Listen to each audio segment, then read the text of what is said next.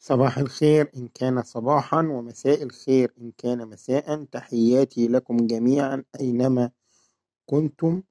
معنا الآن عملة مصرية تذكارية بمناسبة عيد الشرطة. بمناسبة عيد الشرطة، الجنيه دوت كان بمناسبة 70 عاما على عيد الشرطة. النهاردة 25 يناير عام 2025، بنحتفل معا بالعيد 73 لعيد الشرطة. طبعا معروف إن العملات المصرية التذكارية الجميلة دي بتكون بمناسبات وطنية خالدة مثل عيد الشرطة. وزي ما احنا شايفين، فئة 1 جنيه إصدار عام 2022.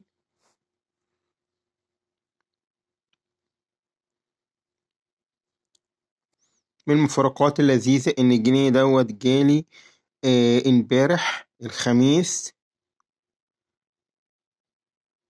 النهاردة الجمعة، وده جالي يوم الخميس اللي امبارح 23 يناير 25.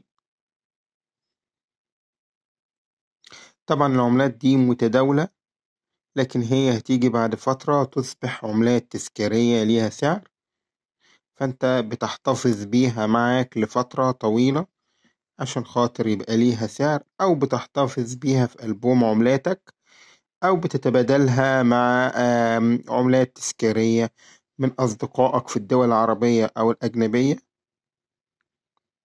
زي ما كنا بنعمل زمان، بنتبادل العملات التذكارية مع بعض، جنيه بجنيه، جنيه بريال مثلا.